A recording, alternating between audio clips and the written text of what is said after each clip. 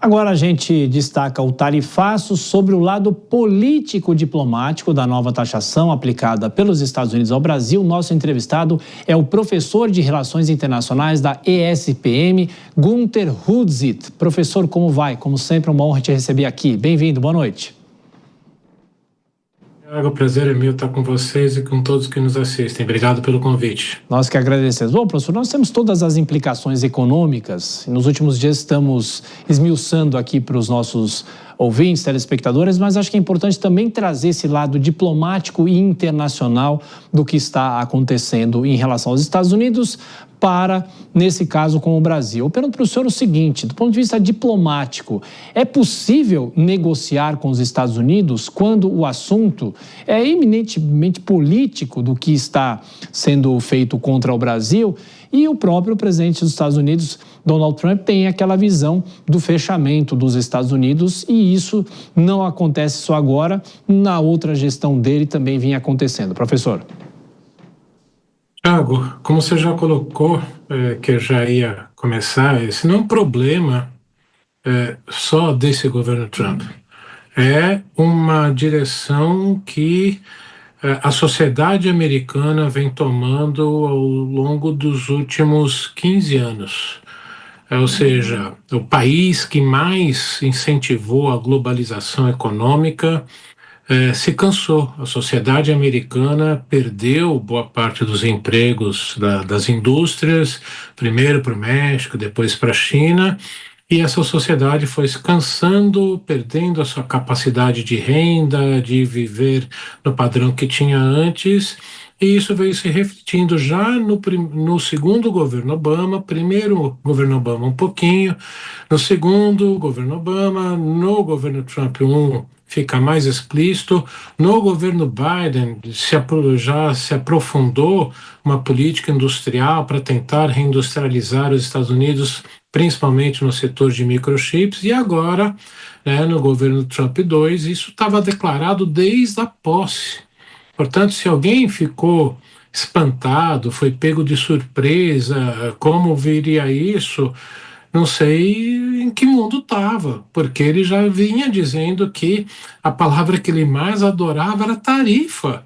Então, não tem esse aprofundamento dessa reversão do espírito de globalização da sociedade americana e que agora a gente vai ter que começar a se adaptar a essa nova realidade. O que eu costumo dizer, aquele mundo pós-Guerra Fria de globalização, das cadeias globais espalhadas pelo mundo, que você compra que produto quiser, de qualquer lugar do planeta, que tenha qualidade, que chegue na hora que você precisa, aquele mundo acabou. E, portanto, a gente precisa se readaptar a isso. Professor, agora os nossos comentaristas, questão de Denise Campos de Toledo. Denise. Professor, boa noite. Eu queria falar da imprevisibilidade de todas as ações de Trump. O senhor traçou um histórico de medidas protecionistas que vêm sendo adotadas pelos Estados Unidos, mas Trump tem esse componente da imprevisibilidade em relação ao teor das medidas que são adotadas, a intensidade, a frequência, e depois ele volta atrás, aí renegocia, usa como instrumento geopolítico, como instrumento de ameaça em outros sentidos que não comerciais. Se sabe da aposta dele no uso de tarifas para tentar estimular a atividade econômica internamente, os investimentos, mas ele toma decisões de uma hora para outra e muitas vezes contrariando a legislação dos Estados Unidos. Nós temos a possibilidade, por exemplo, de aplicação agora da tarifa de 12,5%, que vai substituir a de 10%, que veio no lugar daquela tarifação geral que não foi aceita pela Suprema Corte. Então, há uma situação que deixa os países aí meio perdidos quanto ao que pode esperar. E nesse contexto, eu já aproveito para perguntar para o senhor se você vê possibilidade de judicialização das medidas tomadas contra o Brasil, se as empresas brasileiras podem se defender, se o Brasil tem alguma margem para a adoção de reciprocidade que seja muito direcionada para que aumente o custo da implementação de tarifas nos Estados Unidos. Denise, boa noite, antes de mais nada, prazer estar falando com você novamente. Negociação é uma negociação direta com o presidente Donald Trump e os seus assessores mais próximos. Se nós olharmos as justificativas que foram colocadas para, né, essa nova tarifa de 25%, são justificativas esdrúxulas, ou seja, não estão nem um pouco baseadas na realidade. Isso não acontece só com o Brasil, acontece com o Canadá, que provavelmente vão ter tarifas maiores, inclusive, que as brasileiras, com Índia, com Europa, vários outros países, China. Portanto, se há alguma negociação, é com a alta cúpula e diretamente com o presidente Donald Trump. Não adianta tentar uma negociação diplomática com o USTR, que é o departamento que cuida do comércio. Isso tudo valia, melhor dizendo, para governos tradicionais americanos. O governo Trump, como você bem colocou, não é o governo tradicional, não funciona baseado nas regras que regulavam e que seguiam os presidentes americanos, e, portanto, não adianta nem tentar levar para a judicialização, para a Suprema Corte, tentar chegar até a Suprema Corte americana, porque o governo Trump 2 aprendeu com o erro que a Suprema Corte bloqueou o tarifaço, como, né, ficou conhecido e que você bem colocou, e seguiu as regras que estão estabelecidas. Portanto, se quiserem alguma coisa, se o governo brasileiro quiser alguma coisa, é negociar diretamente com a Casa Branca, não diretamente com o Departamento de Estado. Se os empresários brasileiros que estão começando a aprender que precisam ter a sua própria diplomacia corporativa, precisam buscar a Casa Branca, não o Departamento de Estado, não o USTR. Portanto, esse é o caminho. Só que aí há um grande problema também aqui do nosso lado, né? Eleições. E aí, quando você tem um governo que se utiliza dessa realidade para tentar tirar benefícios políticos, fica cada vez mais difícil tentar contornar isso tudo. Professor Gunter, agora Cristiano Vilela faz a próxima pergunta. Vilela. Professor, boa noite.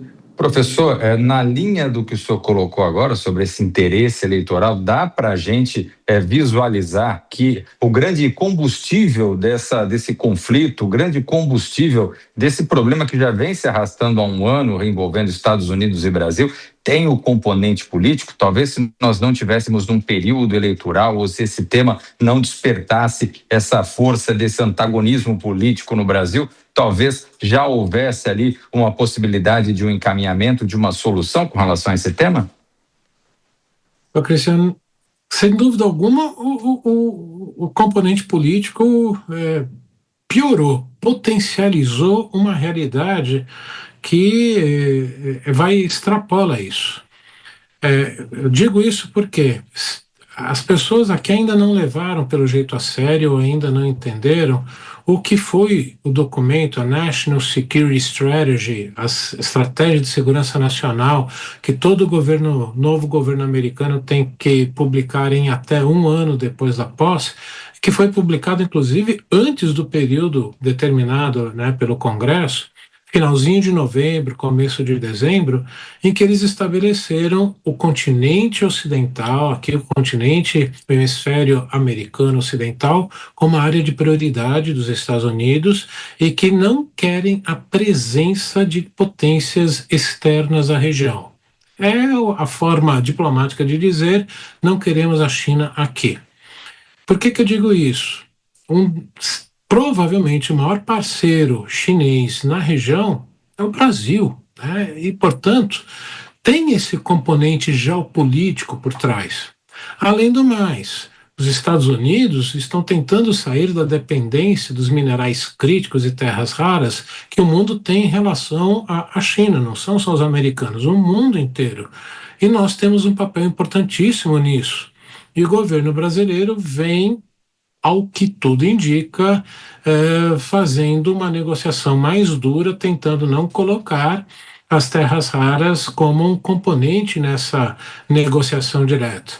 Portanto, há um problema geopolítico muito forte que leva a essa tensão e, sem dúvida alguma, por parte do governo brasileiro, a pré-campanha, não chegamos ainda na campanha, imagina como vai ser, potencializou tudo isso que pode realmente piorar as relações entre os dois países. O senhor disse até outro dia, eu estava acompanhando uma entrevista do senhor, que os Estados Unidos não estão em declínio em relação à China. O senhor tem uma visão bastante diferente de muitos analistas internacionais e é sempre bom ouvir todas essas avaliações. A Dora Kramer está chegando por aqui para fazer a próxima pergunta para o professor Gunther Hudzit. Dora. Boa noite, professor. É tanta coisa, mas eu acho que eu vou ficar na tarifa. Eu ia para o negócio do acordo nuclear, sabe? Mas vamos deixar que o Fabrício Naitz, que vai falar daqui a pouco disso, o senhor falou, me chamou super atenção, que o mundo é outro. Aquele mundo lá, pós queda do muro de Berlim, aqueles parâmetros, então, aquilo lá foi superado há muito tempo. O mundo virou, o mundo mudou. E parece que as pessoas, os atores, os países, não estão se dando conta ou estão atordoados. Na sua visão, diante desse mundo novo, como o Brasil deveria se colocar? Dora, o marco para essa nova realidade foi o discurso do primeiro-ministro canadense Mark Carney no Fórum Mundial de Davos. E ele foi o primeiro a ter a coragem de dizer, com todas as letras, nós estamos vivendo uma ruptura, não é uma transição. O que isso quer dizer? Transição é um processo lento que vai se adaptando a uma nova realidade, se construindo uma nova realidade. Ruptura não. Aquele mundo acabou e agora nós estamos numa nova realidade que não sabemos direito para onde vai. Ou seja, todo aquele conjunto de acordos, tratados, organismos internacionais que regulam praticamente todas as esferas de relações entre governos e sociedades, aquilo que nós chamamos de ordem internacional, essa ordem internacional que foi construída fundamentalmente pelos Estados Unidos desde o final da Segunda Guerra Mundial, aquilo acabou. Nós estamos vivendo um mundo ainda sem uma lógica definida. O que Ian Bremmer chama, e eu concordo, com a lei da selva: o mais forte impõe a sua vontade sobre o mais fraco. Tanto é que, no discurso de Carney, ele colocou claramente: se você não está à mesa, você é cardápio. E para isso, as potências médias deveriam buscar coordenar as suas ações. Potências médias como Brasil, Canadá, Índia, países europeus, para fugir dessa disputa entre as grandes potências. Então, nós temos aqui um problema muito sério. O Brasil tem como dependência comercial, é conhecido já por todos, China. Por outro lado, nossa dependência tecnológica é Estados Unidos / Europa. Por isso que nós temos essa dificuldade, e ainda por cima ainda estamos no hemisfério ocidental, que a superpotência diz: é meu hemisfério, não quero China.